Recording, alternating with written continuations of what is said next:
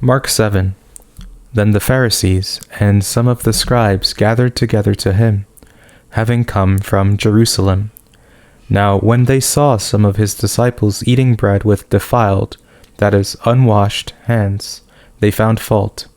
For the Pharisees and all the Jews don't eat unless they wash their hands and forearms, holding to the tradition of the elders. They don't eat when they come from the marketplace unless they bathe themselves.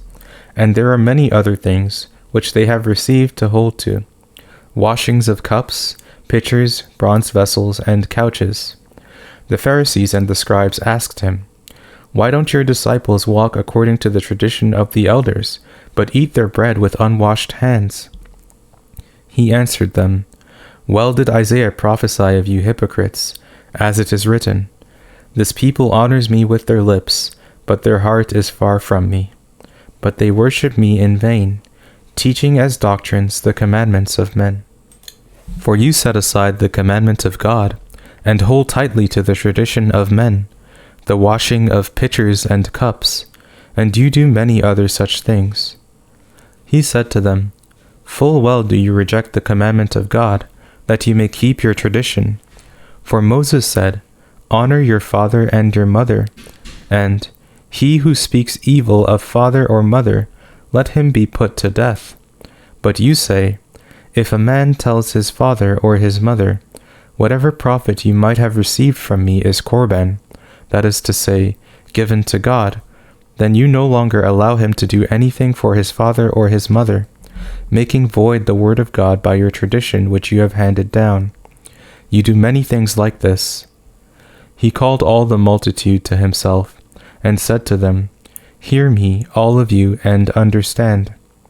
There is nothing from outside of the man that going into him can defile him. But the things which proceed out of the man are those that defile the man. If anyone has ears to hear, let him hear." When he had entered into a house away from the multitude, his disciples asked him about the parable. He said to them, "Are you also without understanding? Don't you perceive that whatever goes into the man from outside can't defile him, because it doesn't go into his heart, but into his stomach, then into the latrine, making all foods clean?" He said, "That which proceeds out of the man, that defiles the man. For from within, out of the hearts of men, proceed evil thoughts, adulteries, sexual sins, murders, thefts, covetings, wickedness, deceit, lustful desires, an evil eye, blasphemy, pride, and foolishness. All these evil things come from within, and defile the man." From there he arose, and went away into the borders of Tyre and Sidon. He entered into a house, and didn't want anyone to know it, but he couldn't escape notice. For a woman whose little daughter had an unclean spirit, having heard of him, came and fell down at his feet. Now the woman was a Greek, a Syrophoenician by race. She begged him that he would cast the demon out of her daughter. But Jesus said to her, "Let the children be filled first, for it is not appropriate to take the children's bread and throw it to the dogs." But she answered him, "Yes, Lord, yet even the dogs under the table eat the children's crumbs." He said to her, "For this saying go your way, the demon has gone out of your daughter." She went away to her house, and found the child having been laid on the bed, with the demon gone out.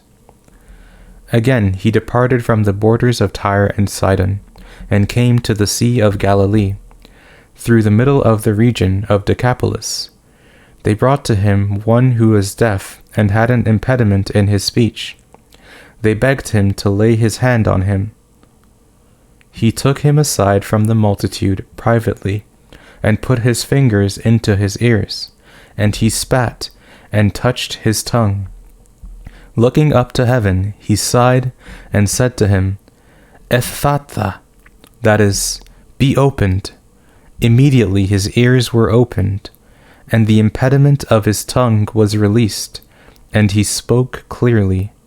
he commanded them that they should tell no one. But the more he commanded them, so much the more widely they proclaimed it. They were astonished beyond measure, saying, "He has done all things well. He makes even the deaf hear, and the mute speak."